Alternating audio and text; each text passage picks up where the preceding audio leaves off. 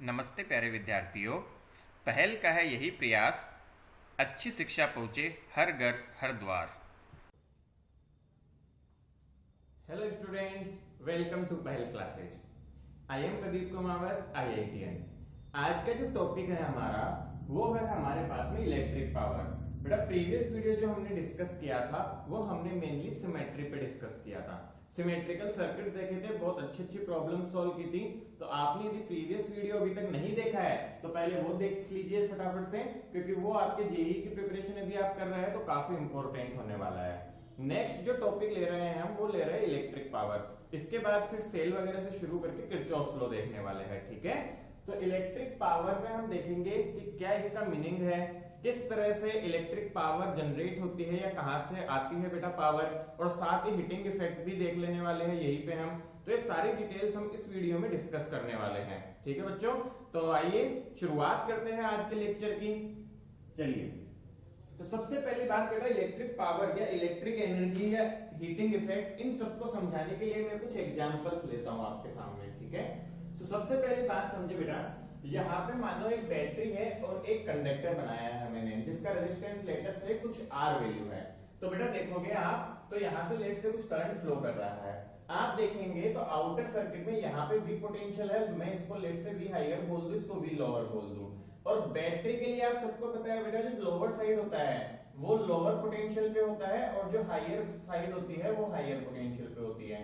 तो आप देखोगे तो करंट की डायरेक्शन कुछ ऐसे फ्लो कर रहा है। तो बेटा सर्किट एलिमेंट्स जब भी होते हैं, सर्किट में जितने एलिमेंट्स होते हैं वो दो तरह से बिहेव कर सकते हैं। एक होता है हमारा लोड और एक होता है सोर्स। लोड क्या करता है, जो पावर कंज्यूम करता है। तो लोड का मेन काम क्या होता है, एक्चुअल में लोड क्या करता है बेटा जी, पावर को कंज्यूम करता है। और सोर्स क्या करता है, सोर्स पावर को प्रोवाइड करता है। क्या मेरी बात समझ आ रही है सभी बच्चों को।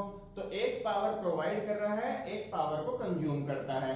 तो जो कंज्यूम कर रहा है उस पे करंट आप हमेशा ध्यान रखेंगे हायर पोटेंशियल पे एंटर करता है और लोअर पोटेंशियल पे लीव करता है, ओके। और जो सोर्स होता है उस पे करंट लोअर पोटेंशियल पे एंटर करता है और हायर पोटेंशियल पे लीव करके जाता है। अब यहाँ समझने की बात यह है, सेम सिचुएशन आप इस डायग्राम से देख सकते हैं। यहाँ पे बाहर एक कोई लोड था, कोई भी इलेक्ट्रिक इंस्ट्रूमेंट हमने लगाया हुआ है, इस पे एनर्जी एंटर करेगा करंट हाई पे और लो पे छोड़ेगा इसको, और यहाँ से लो से हाई पे जाएगा। तो ये एक्चुअल में होता क्या है इसको समझिए। हमारे पास में हुआ क्या बेटा कि जो लोड होता है वो इलेक्ट्रिक एनर्जी को अदर फॉर्म ऑफ एनर्जी में कन्वर्ट करता है। बात ध्यान से समझिए, जो लोड होता है वो एक्चुअल में करता क्या है, load converts electric energy to other form of energy.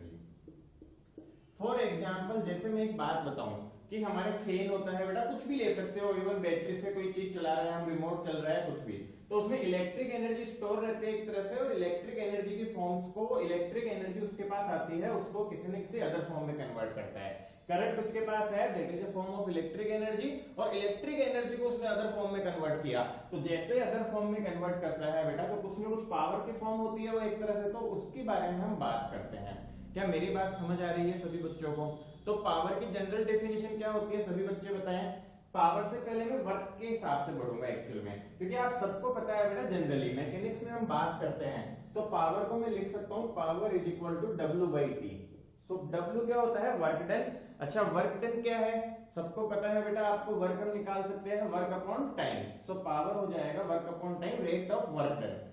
चलो, तो सर्किट जो इलेक्ट्रिक सर्किट होता है उसके लिए वर्क डन और पावर का मीनिंग क्या हुआ समझते हैं। बेटा हमारे पास में इलेक्ट्रॉन्स मूव करके जाते हैं, आप सबको पता है। तो जितना वर्क वो कर रहे हैं या जितना वर्क बैटरी में कर रहा है इलेक्ट्रॉन्स को मूव करवाने के लिए, वो वर्क हो जाएगा पर सेकेंड, उसको हम पावर बोल देंगे, ठीक है। सो पावर की डेफिनेशन तो समझ आ गई। अब बात आती है हम फाइंड कैसे करें पावर का फॉर्मूला।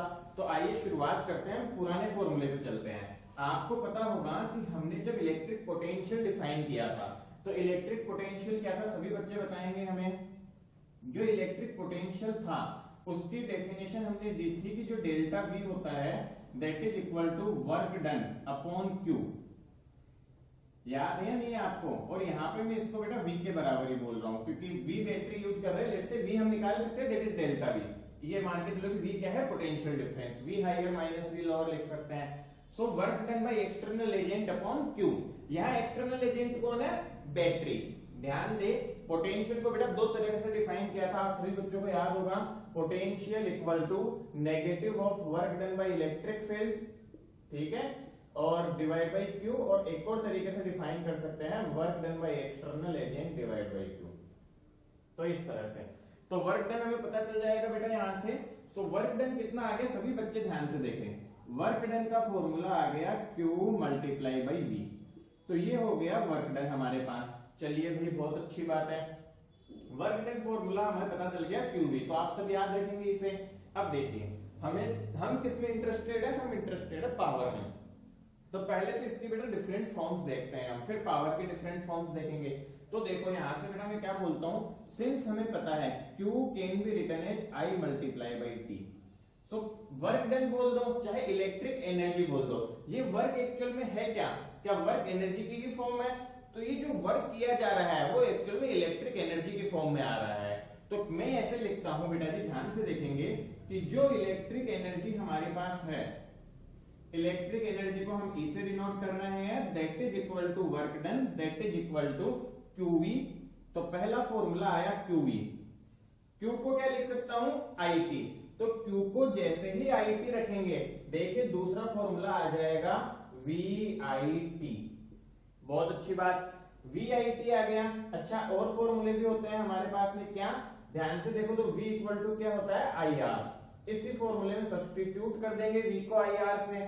तो जैसे ही V को IR से सब्स्टिट्यूट किया, हमारे पास में दूसरा फॉर्मूला आ जाएगा I स्क्वायर RT। चलिए भाई, बहुत बढ़िया बात। अच्छा, इससे ही I को V बाई R भी लिख सकता हूं।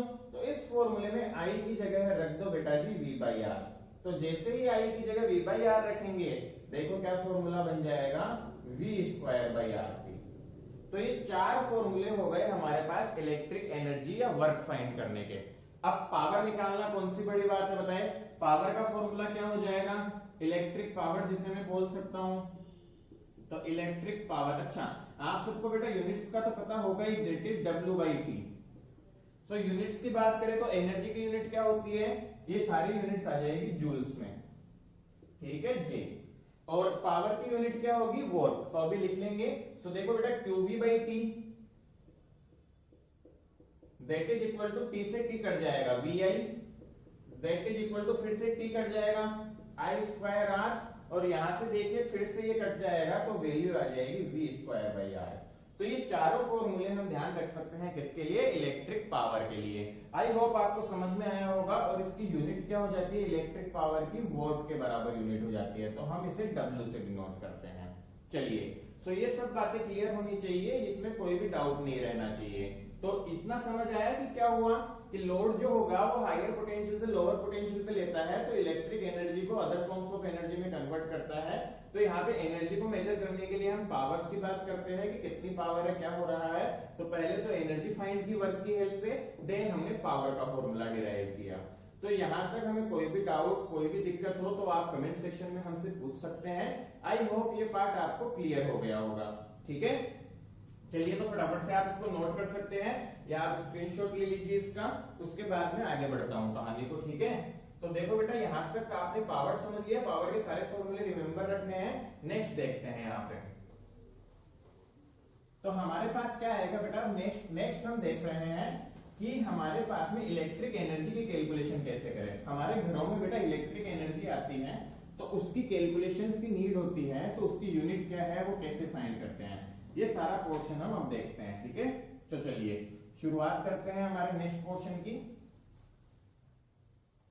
तो चलो आइए, नेक्स्ट पोर्शन में हम क्या देखते हैं बेटा, आपको पता चल गया कि पावर की यूनिट है वॉट, बट घरों में जो इलेक्ट्रिक एनर्जी होती है, इलेक्ट्रिक एनर्जी जब हम फाइंड करते हैं, तो इलेक्ट्रिक एनर्जी की जो मेन यूनिट तो पता है ही, ऐसा यूनिट तो जूल्स है।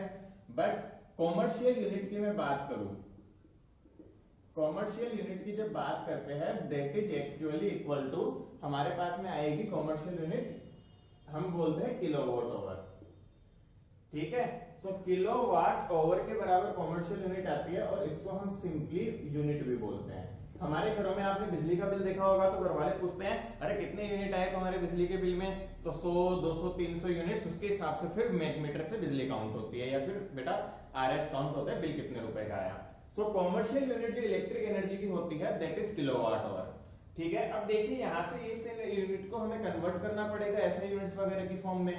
तो एक तो ध्यान रखोगे 1 unit equal to 1 kilowatt hour, तो 1 commercial unit is equal to 1 kilowatt hour, तो ये ध्यान में रखना है। दूसरा हमें इसको जूल्स में कन्वर्ट करना आना चाहिए, तो देखिए कर लेते हैं फटाफट से। 1 किलोवाट आवर, तो देखो किलोवाट को वोट में कन्वर्ट करो, क्योंकि देखिए एनर्जी की यूनिट को मैं ऐसे भी लिख सकता हूं, एनर्जी होती है मेरे पास में P/T, तो P की यूनिट होती है वोट। ध्यान से देखो तो यहां से मैं क्या लिख, सॉरी एनर्जी हो जाएगी PT, तो पावर की यूनिट होती है वॉट और इसकी यूनिट होती है सेकंड, तो वोट सेकंड को हम जूल के बराबर भी बोलते हैं। तो यहां से मुझे इसे वोट सेकंड में कन्वर्ट करना है, तो किलो को हम कर देंगे 10 टू द पावर 3 वोट, और ओवर को सेकंड में कन्वर्ट करने के लिए 1 ओवर में बेटा 60 मिनट्स, और 60 मिनट्स में 60 सेकंड्स, तो ये हो जाएगा सेकंड्स। तो देख लीजिए बेटा फटाफट से सॉल्व कर लीजिए, 36 into 10 to the power 5 joule. तो हम इसको इस तरह याद रखते हैं, बुक में 3.6 इंटू 10 टू द पावर 6 जैसे भी याद रखना चाहो। तो ये हो गया 1 किलोवाट आवर। आया समझ हमें सब कुछ? तो 1 किलोवाट आवर में इतनी जूल एनर्जी होती है। तो क्वेश्चंस भी करेंगे इस पे, किस तरह के क्वेश्चंस आते हैं, बिल वगैरह कैसे बनता है, क्या होता है, वो सारी बात डील करेंगे, टेंशन ना ले। बट क्या इतना कंसेप्ट क्लियर हुआ हमें? यदि यहाँ तो कोई भी परेशानी डाउट है तो वो बोल के बता दे हमें कि सर हाँ बिल्कुल सही जा रहा है या कोई इश्यू है। ठीक है, सो दैट इज गुड। तो हमने क्या देख लिया, इलेक्ट्रिक पावर का वर्किंग देख ली कि किस तरह से इलेक्ट्रिक पावर रहती है और किस तरह से इलेक्ट्रिक एनर्जी की यूनिट है हमारे पास कॉमर्शियल, और ये कैलकुलेशन कैसे होगी वो देखेंगे आने वाले टाइम में। उससे पहले बेटा मैं आगे बढ़ना चाहूंगा और हम शुरुआत करना चाहेंगे हमारा जो नेक्स्ट टॉपिक है, दैट इज जो नेक्स्ट टॉपिक है हमारा वो भी अच्छा टॉपिक है, दैट इज इलेक्ट्रिक। हमारे पास में है जूल्स लॉ ऑफ हीटिंग बोल सकते हो आप, या heating effect of electric current. तो फटाफट से देखो, वैसे छोटी क्लासेज में सारा आपने पढ़ा हुआ है, एक तरह से रिपीटिशन हो रहा है, तो हम देख लेते हैं कौन सा है नेक्स्ट टॉपिक, हीटिंग इफेक्ट। तो हीटिंग इफेक्ट के बारे में बात करते हैं। तो ये बेटा काफी अच्छा टॉपिक है, क्यों? क्योंकि इसमें कंसेप्ट बहुत प्यारे हैं, कंसेप्ट पकड़ोगे, कंसेप्ट समझोगे तो बहुत मजा आ जाएगा। सबसे पहले ये समझो कि आप सबने देखा होगा ऐसा छोटी डिवाइसेज में नजर नहीं आता, बट घर में मिक्सर ग्राइंडर चलाओ ना, मिक्सर आता है अपने घर में, जूस वगैरह बनाने वाला मिक्सर बोल देते हैं हम ना, तो उसको आप चलाओगे जब प्लग में लगा के, तो थोड़ी देर चला के रखते हो तो उसकी बॉडी को टच करना जो मशीन होती है, आपको फील होगा कि यार गर्म होने लगी है वो। दूसरा एक और अच्छा एग्जांपल दूं, काफी देर यदि फैन चल जाता है हमारा, तो फैन का जो मिडिल वाला बेटा भारी पार्ट होता है, मतलब एक तरह से जो मेन पार्ट होता है फैन में जिसमें मोटर वगैरह लगी होती है और कॉइल्स लगी लिपटी होती है, उसको टच करके देखो बहुत गर्म हो जाता है वो। तो यहां से एक बात बिल्कुल चमकनी चाहिए कि यार ये गर्म हो कहां से रहे हैं, ऐसा क्या हुआ कि ये गर्म हो गई चीजें। वायर्स भी बहुत देर तक यदि बेटा हाई करंट फ्लो होता है तो गर्म हो जाते हैं, फील होता है ऐसा, हाई डिवाइसेज के वायर्स को देखोगे तो होगा ऐसा। और कई तो इंस्ट्रूमेंट से ऐसे हैं जो इस हीटिंग इफेक्ट पे काम करते हैं, जैसे हमारी बेटा आयरन होती है प्रेस करने वाली, ठीक है, और बहुत सारे इंस्ट्रूमेंट्स है लाइक हमारे बल्ब वगैरह हो गए, तो उनमें बेटा मिक्स रेजिस्टेंसेज आते हैं, तो वो सारे हीटिंग इफेक्ट पे एप्लीकेशन पे बेस्ड है। बट हमारे 12th लेवल पे इतना ज्यादा हमें हीटिंग इफेक्ट पे कि एप्लीकेशंस तो आप सबको पढ़ा है बेटा, पढ़ते भी हैं हम, तो जैसे कि एक तरह से मिक्सचर का रहता है, टंगस्टन का फिलामेंट, बल्ब का रेजिस्टेंस बहुत ज्यादा होता है, और काफी जगह नाइक्रोम वायर जैसे यूज करते हैं, जो नाइक्रोम क्रोमियम से मिलकर बना होता है, निकल क्रोमियम से मिलकर बनता है। तो उनका फायदा क्या होता है बेटा कि उनके फायदे ये होता है कि उनकी रेजिस्टिविटी वगैरह हाई होती है और वो जल्दी इजीली ऑक्सीडाइज वगैरह नहीं होते, तो काफी अच्छे टाइम तक अच्छी वो क्या देते हैं बेटा, सर्विस प्रोवाइड करते हैं एक तरह से हमें। ठीक है, सो वो सब बातें अपार्ट है, हमें तो यहाँ पे मेनली मीनिंग रहता है कि ये आया कहां से अब, क्योंकि ये छोटी छोटी बातें तो हम कर सकते हैं, हीटिंग इफेक्ट जनरेट कैसे होता है और ये जनरेट होता है तो इसके कैलकुलेशंस कैसे करें, ये हमारे लिए सबसे इंपॉर्टेंट है इस समय। तो सबसे पहले तो यही समझते हैं कि ये आया क्यों। तो देखो बेटा समझो इस बात को, आप देखते हैं कि जो एक कंडक्टर है उसका रेजिस्टेंस होता है कुछ। मुझे एक सिंपल सी बात बताओ, हम देखते हैं कि रिमोट में, मोबाइल के रिमोट में आप सेल डालते हैं, सॉरी जो टीवी का रिमोट होता है या कोई भी एसी का रिमोट, उसमें आप सेल पुट करते हो। जब आप में सेल खत्म हो जाते हैं थोड़े टाइम बाद, होते हैं नहीं होते, बिल्कुल होते हैं और आपको रिप्लेस करना पड़ता है। तो सेल में जो एनर्जी थी वो गई कहाँ? आप ध्यान दोगे तो सेल की एनर्जी कहीं तो कंज्यूम हुई। तो हमने अभी थोड़ी देर पहले देखा कि सेल की जो एनर्जी थी वो लोड में कन्वर्ट कर दी लेट्स से, बट एक्चुअल में देखा जाए तो लोड उस एनर्जी को खा कहां पे रहा है, हो क्या रहा है, ऐसा एनर्जी लॉस कहां हो रही है? तो हम देखते हैं बेटा कि जैसे भी मान लो करंट हायर पोटेंशियल पे एंटर करके लोअर पोटेंशियल पे लीव कर रहा है लेट्स से करंट, तो यदि ऐसा होता है तो क्या कुछ करंट में जो एनर्जी लेके जा रहा था वो कम हो गई यहाँ पे? बिल्कुल हो गई। तो वो एनर्जी गई कहां? तो हम बोलते हैं बेटा कि जो एनर्जी थी एक्चुअल में, ध्यान से देखो कि एक्चुअल में बैटरी करती क्या है। बैटरी की हम जनरल बात करें तो बेटा मैंने बताया था बैटरी का मेन काम ही क्या होता है, बैटरी एक्चुअल में एनर्जी प्रोवाइड करती है इलेक्ट्रॉन्स को, ठीक है, provide energy to electrons, electrons को एनर्जी प्रोवाइड करती है टू ओवरकम रेजिस्टेंस। तो आप साथ में लिखते रहे टू ओवरकम रेजिस्टेंस। तो रेजिस्टेंस को ओवरकम करने के लिए जो बैटरी होती है वो क्या करती है, एनर्जी प्रोवाइड करती है। अब ध्यान दें बैटरी ने क्या किया, provide energy to electrons to overcome resistance. Battery ने एनर्जी दी, इलेक्ट्रॉन चक्कर लगाया फिर से आया, इलेक्ट्रॉन चक्कर लगाया फिर से आया, अपनी एनर्जी लूज करता रहता है। तो अपनी एनर्जी को थोड़ा बहुत नष्ट कर देते हैं वो इसमें, और किसमें नष्ट किया, खत्म किया, इलेक्ट्रॉन रेजिस्टेंस से लड़ने में खत्म कर देता है। एक छोटा सा एग्जांपल और लूं तो आप सोच के देखो कि आप मान लो कभी किसी फाइट में आए, ऐसे काफी ग्रुप में फाइट हो गई, तो ऐसा बोलते हैं ना गर्मा गर्मी हो गई है बिल्कुल, मतलब आप थोड़ा एक्सरसाइज करते हो बिल्कुल गर्मी टाइप से आ जाते हैं, तो वही है। अब बेचारा इलेक्ट्रॉन्स को क्या करता है, फाइट करनी पड़ती है, रेजिस्टेंस से बहुत सारे रेजिस्टेंस है, तो इससे टकराया उससे टकराया इससे टकराया और फिर क्या आगे बढ़ता जाता है रेजिस्टेंस से, तो अपनी एनर्जी बार बार कोलिजन में या बार बार टकराने में खत्म करता रहता है वो। तो वो एनर्जी जो होती है वो एक्चुअल में हीटिंग इफेक्ट की फॉर्म में बाहर आती है। मेरी बात को ध्यान से समझो, क्या होता है कि हम भी एक प्रैक्टिकल सिनेरियो भी ले सकते हो, सिंपली समझो कि जो इलेक्ट्रॉन से टकराएंगे तो इलेक्ट्रॉन से टकराने की वजह से कुछ एनर्जी का लॉस होगा आपस में इलेक्ट्रॉन के कोलिजन से, अंदर आयंस के कोलिजन से, एक्चुअल में उसका इफेक्टिव नाम रेजिस्टेंस है। तो रेजिस्टेंस से लड़के जाने में जो एनर्जी लॉस कर देते हैं that energy actually is equal to the heating effect की फॉर्म में जो एनर्जी बाहर आती है। बात को समझना ध्यान से कि हीट एनर्जी या हीटिंग इफेक्ट क्यों होता है, तो सिंपल सी बात है, हीटिंग इफेक्ट है क्या बेटा, तो हम देखते हैं, सिंपली बोलता हूं इसे, तो एक्चुअल में करंट कैरिंग वायर क्या करता है, हीट प्रोड्यूस करता है, ठीक है, current carrying wire produce heat, तो हीट वगैरह प्रोड्यूस करते हैं करंट कैरिंग वायर, तो उसी को एक्चुअली हम heating effect of electric current बोलते हैं। अब समझो बात को, तो ये समझ आया आप सबको, तो समझने की बात यही है, जो सबसे इंपॉर्टेंट है वो ये है कि एक्चुअल में आया कहां से, हीट जनरेट हो क्यों रही है। तो ध्यान देंगे तो इलेक्ट्रॉन्स को एनर्जी प्रोवाइड करते करते वो टकरा के थोड़ी लॉस करते हैं, फिर वापस आते हैं, फिर एनर्जी मांगते हैं, फिर जाते हैं।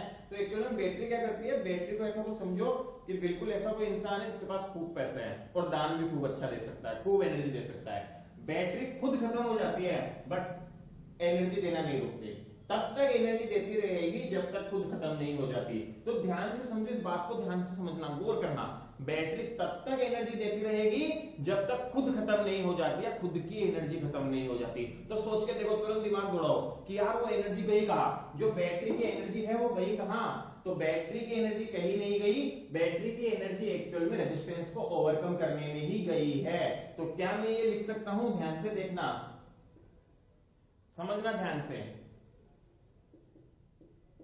बैटरी की जो एनर्जी है, बैटरी एनर्जी जितनी भी थी, बैटरी एनर्जी लॉस्ट, ठीक है, बैटरी एनर्जी लॉस्ट होती है कहां पे, टू ओवरकम रेजिस्टेंस। तो पूरा का पूरा जो है वो रेजिस्टेंस को ओवरकम करने में लॉस्ट हो जाती है बैटरी की एनर्जी। तो सिंपली स्पीकिंग में क्या बोल सकता हूं कि जो हीट प्रोड्यूस हुई वो और कुछ नहीं है, वो बैटरी द्वारा किए गए वर्क या एनर्जी के ही बराबर है। मेरी बात ध्यान से समझे कि जो हीट प्रोड्यूस हुई that is nothing but that is equal to work done by battery, या फिर एनर्जी बैटरी ने कितनी सप्लाई की। सोच के देखो, इलेक्ट्रॉन्स को चलाने वाला कौन, बैटरी, बार बार इलेक्ट्रॉन एनर्जी लूज करेगा, बैटरी उसको एनर्जी देती रहेगी, घूमता रहेगा। टोटल एनर्जी जब खत्म हो जाती है, बैटरी बेचारी डाई हो गई, बैटरी खत्म, अब एनर्जी दे ही नहीं सकती, जब तब तक देती रहेगी जब तक खुद में पावर है या एनर्जी है। तो सारी एनर्जी बैटरी की गई कहाँ, वो सारी गई रेजिस्टेंस ओवरकम करने में, और वही तो ये हीटिंग इफेक्ट बाहर आके निकल के आया है। रेजिस्टेंस से लड़ाई हुई और हीटिंग इफेक्ट की फॉर्म में बाहर आया। तो सारी की सारी एनर्जी एक तरह से देखो तो वो किस फॉर्म में कन्वर्ट हो जाती है, हीट की फॉर्म में कन्वर्ट होकर बाहर आती है हमारे पास में। So heat is equal to W equal to E, और W और E के फॉर्मूले तो आप सबको पता ही है, दैट इज इक्वल टू, थोड़ी देर पहले हमने लिखा था QV, याद करो, याद है, या VIT is equal to V square बाई RT is equal to I square RT। So this is the derivation of heating effect. हमें हीटिंग इफेक्ट के बारे में जानकारी होनी चाहिए। तो हीट निकालने को कोई बोले तो आप ये फॉर्मूले याद रखिए, इससे फटाफट से आप हीट निकाल सकते हैं। आई मेरी बात समझ में? अच्छा, यहाँ पे एक और कंसेप्ट आता है, कुछ खास काम का नहीं होता हमारे, बट बिल्कुल बेसिक सा कंसेप्ट है। देखो क्या होता है बच्चों, एक रूल होता है जिसे हम बोल देते हैं जूल्स लॉ ऑफ हीटिंग।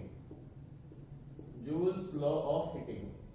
तो इसमें क्या हुआ बेटा, ये फॉर्मूला तो हमने डिराइव कर ही लिया, बट जूल साहब ने क्या था, बहुत पहले ये जानकारी दे दी थी कि जो हीट प्रोड्यूस होती है that is directly proportional to I square, heat produced is directly proportional to resistance, and heat produced is directly proportional to time, जिसके लिए करंट फ्लो करवाते हो जितनी देर के लिए। तो इन सबको मिला दो बेटा जी, तो heat produce directly proportional to I square RT, और उन्होंने प्रैक्टिकल्स करके बताया कि ये जो कांस्टेंट आएगा प्रोपोर्शनलिटी का वो 1 के बराबर आएगा।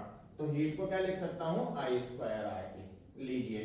तो हम तो ये पहले ही डेरिवेशन कर चुके हैं, बट वो टाइम अलग था जब उन्होंने इन सब की जानकारी के पहले बता दिया था प्रैक्टिकल वगैरह से कि देखो इतनी हीट प्रोड्यूस होगी या ऐसा सब रहेगा। तो मेरे ख्याल से आपको ये सारी बातें समझ आ गई होगी। इसमें कोई भी किसी तरह का डाउट हो वो आप जरूर पूछे कमेंट करके मुझसे, ठीक है। तो क्या क्या बातें कर ली हमने अभी तक, इलेक्ट्रिक एनर्जी समझा हमने, लोड किस तरह से बिहेव करता है, सोर्स किस तरह से बिहेव करता है ये समझ लिया, किस तरह से एनर्जी बेटा फ्लो करती है, बैटरी क्या काम करती है, अच्छा बैटरी की एनर्जी कहाँ चली जाती है, बैटरी कहाँ खत्म कर देती है अपनी एनर्जी। तो ये सारी बातें 1 बाय 1 करके हमने बहुत अच्छे से समझ ली। तो यही हमें समझना बहुत जरूरी है, और हमें एक बार ये सारी बातें समझ आ जाएगी तो आगे अब क्वेश्चंस करना कोई बड़ी बात नहीं होगी, ठीक है। सो आई होप आपको सारे पॉइंट्स क्लियर हो गए होंगे। तो फटाफट से आप इसका स्क्रीनशॉट ले सकते हैं बेटा, लिख लीजिए, नोट्स में सबसे बेस्ट होता है, खुद के नोट्स पढ़ने में ज्यादा अच्छा लगता है। तो तीनों कंसेप्ट आपके क्लियर होंगे, इलेक्ट्रिक एनर्जी का मतलब, पावर का मतलब कैसे कैलकुलेट करें, और हीटिंग इफेक्ट का मतलब क्या है, और एक्चुअल में ये आया कहां से। The most important thing is ये आया कहां से बेटा, जो मैंने एक्सप्लेन किया वो आप और किसी को एक बार एक्सप्लेन कर दो जाके, तो आपके दिमाग में बिल्कुल फीड हो जाएगा, बिल्कुल पक्का हो जाएगा हमें, ठीक है। सो मैं इसको बेटा हटा देता हूं, और अब फटाफट से न्यूमेरिकल क्वेश्चन कर लेते हैं हम बच्चों। तो आइए शुरुआत करते हैं हम, ठीक है। तो देखिए किस तरह से करेंगे शुरू, चलिए आइए। तो क्वेश्चन है, बहुत सिंपल से क्वेश्चन से ले रहा हूं मैं। एक्चुअल में क्या हुआ, 2 बल्ब दिए हुए हैं बेटा, 2 बल्ब है हमारे पास में, ठीक है। पहला बल्ब जो है उसके पास पावर है 100 वोल्ट और 220 वोल्ट पे ऑपरेट करता है, ये रेटिंग होती है, ठीक है। इसको हम रेटिंग बोलते हैं। वोट और वोल्टेज, किसी भी बल्ब या नया खरीद के लाओगे कुछ भी डिवाइस, उसके ऊपर लिखा रहता है उसकी पावर और उसका वोल्टेज कितने पे वर्क करता है। हमारे इंडिया में बेटा 220 वोल्ट होता है, और सप्लाई कितनी होती है 60 हर्ट्ज पे, ठीक है। तो ये सारी बातें ध्यान रखनी है, ओके। सो 50 हर्ट्ज पे सप्लाई चलती है, सॉरी। और सेकंड क्या हो जाएगा हमारे पास में, ध्यान दोगे तो सेकंड बल्ब है जिसकी पावर है 200 वोल्ट और 220 वोल्ट पे ऑपरेट करता है। अब आपको क्या दिया गया, both are connected in series, दोनों को सीरीज में कनेक्ट कर दिया, ठीक है। Both are connected in series, which bulb will, ठीक है, कौन सा बल्ब जो है विल प्रोड्यूस मोर इंटेंसिटी, या ब्राइट होगा बेटा, मोर इंटेंसिटी बोल लो या पूछ लो कौन सा ब्राइट होगा। तो ज्यादा ब्राइट कौन सा होगा ये फाइंड करना है। तो बताओ कैसे करोगे इसको। तो सबसे पहला कंसेप्ट तो बेटा ये समझो हमारे पास में कि जो बल्ब्स की बात कर रहे हैं, तो सीरीज में यदि हम अप्लाई करते हैं, देखिए जिसके अक्रॉस ज्यादा पोटेंशियल होगा एक तरह से, या जिसका रेजिस्टेंस ज्यादा होगा, क्योंकि आपको पता है कि जो हीट की बात करूं मैं या किसी भी तरह की बात करूं, तो हीट बात कर लो या पावर की जो न्यू पावर आएगी इसकी, बेटा ये तो कब है जब 220 वोल्ट पे ऑपरेट करता है, बट सीरीज में आपको पता है पोटेंशियल चेंज हो जाता है, ठीक है। तो सीरीज में अप्लाई करने पे पोटेंशियल्स चेंज हो जाएंगे। तो हम तो ये समझो जिसका रेजिस्टेंस ज्यादा होगा एक तरह से उसके अक्रॉस पावर भी ज्यादा आएगी क्योंकि करंट सेम होगा। तो पावर का हम फॉर्मूला देख सकते हैं एक तरह से I²R यूज करूं तो सीरीज में करंट तो सेम होगा, सीरीज में करंट जो होगा वो क्या रहेगा सेम, तो पावर जो आ जाएगी वो डायरेक्टली प्रोपोर्शनल आ जाएगी R के। तो जिसका रेजिस्टेंस ज्यादा उससे पावर भी ज्यादा होगी सीरीज में। क्या मेरी बात समझ आई कि जो P डैश बेटा ये तो है इनके स्टैंडर्ड तो 220 पे काम करते हैं, बट जो P आएगी न्यू पावर है ना, न्यू P बोल देता हूं मैं इसे, वो इस तरह से आएगी। तो फटाफट से इनका रेजिस्टेंस निकाल ले। तो देखो वोल्ट और पावर दोनों दी हुई है, इनकी हेल्प से निकाल लो। तो बल्ब 1 की बात करूं मैं तो क्या आ जाएगा फटाफट से बताओ, कौन सा फॉर्मूला यूज कर ले, पावर इक्वल टू V²R। तो P इक्वल टू V²R वाला फॉर्मूला यूज कर रहे हैं और यहां से आ जाएगा, इनको 1 बोल दो बेटा, ओके। सो R1 की वैल्यू जो आ जाएगी वो आ जाएगी 220 मल्टीप्लाई बाई 220 अपॉन 100। अब पूरा सोल्व करने की जरूरत नहीं है, हमें कंपैरिजन करना है, ठीक है। इसी तरह बल्ब 2 के लिए देखो, पीक 2 जो आ जाएगी वही फटाफट डायरेक्ट लिख दो यहां से R2, तो R2 जो आ जाएगा वो आ जाएगा 220 मल्टीप्लाई बाई 220 अपॉन 200। साफ दिख रहा है कौन सी वैल्यू ज्यादा है, पूरा सॉल्व करने की भी जरूरत नहीं है। You can clearly see R1 is greater than R2। This implies bulb 1 जो होगा वो ज्यादा ब्राइटनेस प्रोड्यूस करेगा। तो आंसर क्या हो जाएगा, which bulb will produce more intensity, so हमारा आंसर हो जाएगा बल्ब 1। क्या मेरी बात समझ आ गई सभी बच्चों को कि कैसे आप सॉल्व आउट करोगे ऐसे क्वेश्चंस को। तो ये बिल्कुल सिंपल क्वेश्चन, बिल्कुल सिंपल तरीके का कि कैसे हम सॉल्व करते हैं, ठीक है। सो ध्यान रखिए कि यदि ऐसे क्वेश्चंस आते हैं 2-3 बल्ब दे दिए सीरीज में लगे हुए हैं तो क्या फर्क पड़ेगा, किस तरह से वर्किंग होगी, तो वो सारा हमें आना चाहिए।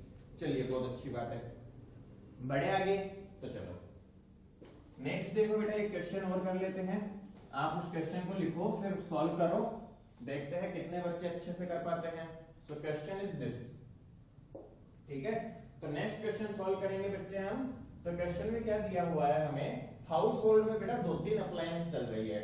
मान लेते हैं 4 बल्ब चलते हैं घर में और ईच की कितनी पावर दे रखी है, 100 वोल्ट की, ठीक है। और कितने टाइम चलते हैं, 6 आवर्स डेली, ठीक है। तो 4 बल्ब चल रहे हैं, ओके बेटा, और 4 ही मान लो फैन चलते हैं घर में, और फैन की ईच की पावर कितनी है, मान लेते हैं 200 वोल्ट है, और ये चलते हैं लगभग 10 आवर डेली। गुड। सो ये हमें डिटेल दे दी मान लेते हैं बेटा जी। और इसके बाद हमसे पूछ रहा है इफ 1 यूनिट कॉस्ट इज 10 रुपए है 1 यूनिट की cost, find monthly bill, find bill for a month. तो 1 महीने के लिए बिल निकाल के देना है हमें, यदि हमें मंथली कॉस्ट के लिए वैल्यू हमें दे दी है। तो चलिए आप सॉल्व कीजिए इसको पॉज करके फटाफट से, देन फिर हम सॉल्व करते हैं। तो देखिए कैसे करोगे बच्चों। चलिए तो सबसे पहले तो बेटा हमें जो दिया हुआ है इसका हम इलेक्ट्रिक एनर्जी फाइंड करेंगे। तो बल्ब के लिए एनर्जी लिख ले हम, बल्ब की एनर्जी लिख लू मैं, तो बल्ब की एनर्जी आ जाएगी, पहले देखो कितने हैं 4, तो 4 हर एक की, पहले तो 4 आ गया इनका नंबर।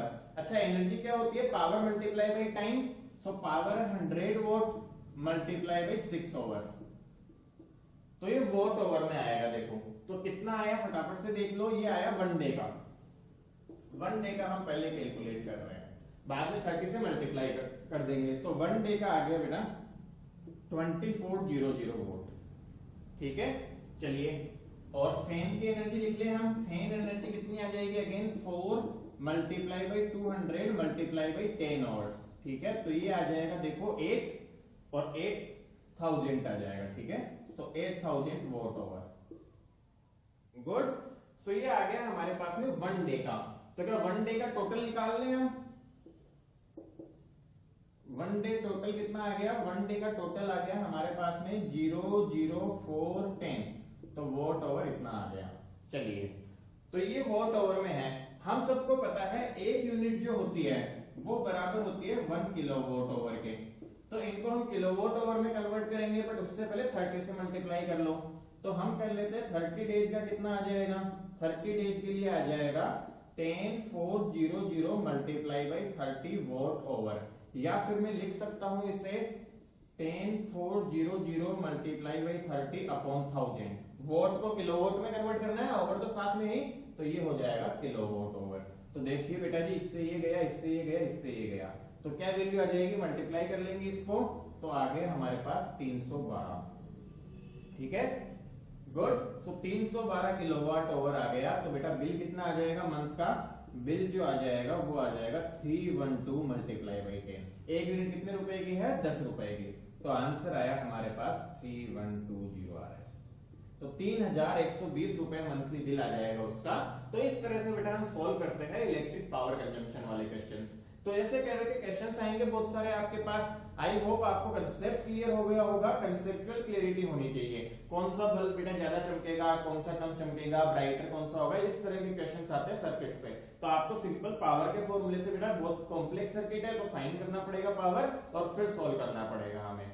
तो पावर की चर्चा हमारी आगे भी चलती रहेगी। अब बहुत सारे क्वेश्चंस में हम इन्वॉल्व करेंगे आगे पावर को, तो वो सारी और क्वेश्चंस हमारे होते रहेंगे। किरचॉफ के लॉ के साथ भी इन्वॉल्व करेंगे, सेल्स के साथ भी इन्वॉल्व करेंगे। तो ये सारी चर्चा हमारी कंटिन्यू रहेगी। अब आपको कोई भी डाउट हो आप कमेंट सेक्शन में जरूर बताएं मुझे।